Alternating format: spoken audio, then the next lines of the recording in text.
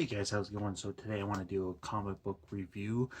This is going to be delving into a whole entire series, only 27 issues, so you guys can easily pick these up. There's only 6 trades, and I do have all the trades here. And today I just want to give a quick shout out to the Spectacular Spider-Man, first published in 2003, and it ran until 2005. So it is quite an old run, but if you can find them really cheap, I really love this series, and to pick it up is awesome. Um, Not all the volumes are great.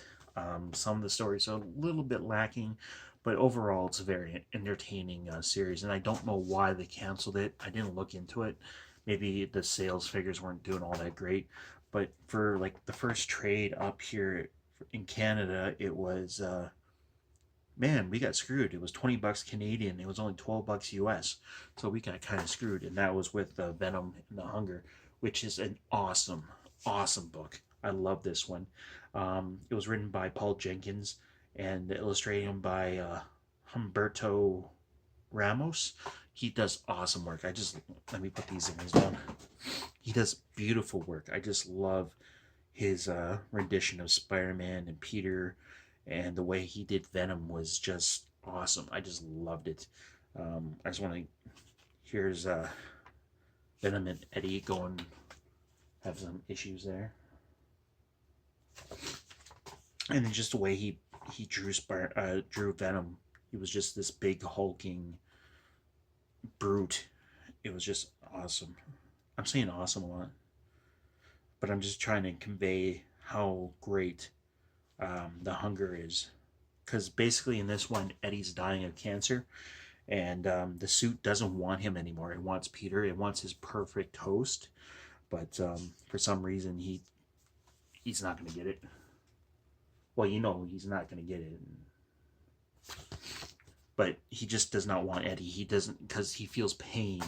The symbiote feels pain when he's with Eddie. He's bonding to Eddie, and he just doesn't want that. He wants Peter.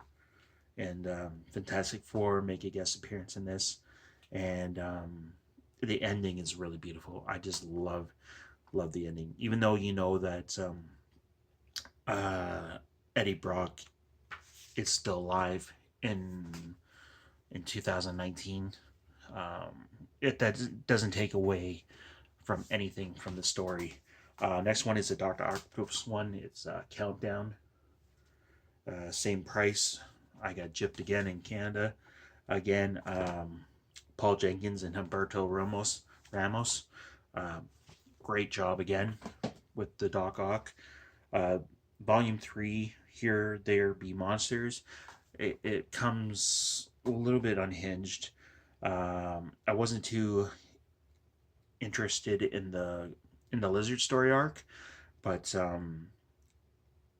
what they did a Morbius issue 2, just like a one shot, which was pretty nice, dealing with a kid with cerebral palsy, and I thought that was really good. Volume 4 is Disassembled. Oh, did I show you the cover for There Be Monsters? And that was written by again, that was written by Paul Jenkins, but it was illustrated by Damian Scott. So, and the artwork for the Morbius was Paolo Riviera. I hope that's the right name. Uh, so the Disassembled one, Volume 4, was written by Paul Jenkins and illustrated by Michael Ryan. Humberto Ramos came back, and Paco Mendia, I don't know, but this one deals with the Spider Queen taking over Peter, making her slave, and Captain America having to come out and help him. And Peter turns into this huge giant spider again. But when he comes back, spoilers, when he comes back to human form, he has the organic web shooters, which was pretty awesome. I loved it. The way that the did Spider-Man, did Captain America was pretty cool. Oh, here's Spider-Man turning into turning into an actual spider. And what's cool with the volumes, or I mean the single issues, is that you have Spider-Man normal, then with each issue, you can see it in the background. He's turning into a spider, which is pretty cool. Sins Remembered #5 was not my favorite. Dealt with Gwen Stacy's daughter and her brother. This was written by Sarah Barnes and illustrated by Scott Eaton. I like Scott Eaton. Scott Eaton's a pretty good artist. I like him a lot. But again, I wasn't invested in this story at all. It had this weird love triangle between Peter, Sarah, which is Gwen's daughter, Gabriel, which is her brother, twin brother, and Mary Jane. It was just weird, and I just didn't like it because they basically said that Norman Osborn knocked up Gwen Stacy, kept her abroad. She had the babies, and then she came back to Peter. It was just it was awful. I hated this one. I hated Sins Remembered, and like by the end, Sarah was thinking. You think they were trying to get together, but she's thinking him as a father or brother figure, which was odd because if I can find it, like they did a cover like this. like, are you serious? I hated it. If you skip that volume, it's not really gonna do anything for the story later on down the road. Like, it doesn't really matter. But the last one up is The Final Curtain. This is number 16. This was a little bit more expensive, 24 Canadian and $14.99 US. So being the last volume was hit and miss. There was a lot of single issues in here. They basically knew that this was the end. Let's see, who was it written by? Paul Jenkins again. He finished it out the series and illustrated by Mark Buckingham from Fables and Talent Caldwell from Phantom. I don't know that series. Again, hit and miss, not too memorable. Man, I don't even know. There was one great issue story in this that really had me liking it. It was issue number 21, where the heroes were having a poker night and the Kingpin decides to crash, and it was hilarious. They had Doctor Strange. Let's see who they have. They have Black Cat, the Fantastic Four, Doctor Strange, and Angel from X-Men, and basically the Kingpin just comes in and ruins the whole night. It's up to Spider-Man at the very end. It's a one-on-one with him and Kingpin, which is pretty cool. And then they got this weird villain that like mind worm or something.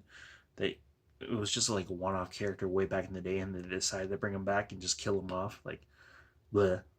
But the last issue 27, is very heartwarming, where they kind of do a Peter and Uncle Ben story, and what it was like for Peter growing up with Ben, as far as he could, and the times that they shared and what he learned from his uncle. And it was just very heartwarming. It was a really good issue for the last issue. But if you guys got the time or the money, or just even going to Comixology, they usually have really, really cheap stuff. Or if you can find the single issues, definitely pick up The Hunger. Definitely pick up Volume 2, Countdown with Dr. Octopus. Here, There Be Monsters Volume 3. It's alright. Volume 4, Disassembled. It's probably a must to pick up. Sins Remembered, I wouldn't even bother. And basically, if you can just find issue 27, pick that up for the heartwarming Peter and Uncle Ben moment. But beyond that, the whole series altogether, I would give maybe a 7.5, and just the high for those couple volumes that I mentioned. But as a whole, it's all right. But I hope that helped you guys out. I know this was a longer video, and because there was a lot of volumes to talk about, and I could have went on forever and ever and ever. But let me know down below what you guys thought. Would you guys pick this up? Have you read it? Let me know if you guys have read it. And yeah, so yeah, that's it for today's videos, guys. And as always, I love you, and I want to talk comics with you guys. So let me know down below if there's stuff that you want me to review. Maybe I got it, maybe I don't. If you guys want me to review some single issues, I got like thousands of books. Maybe I can find something. Yeah, so that's it. So I'll talk to you there. See you later.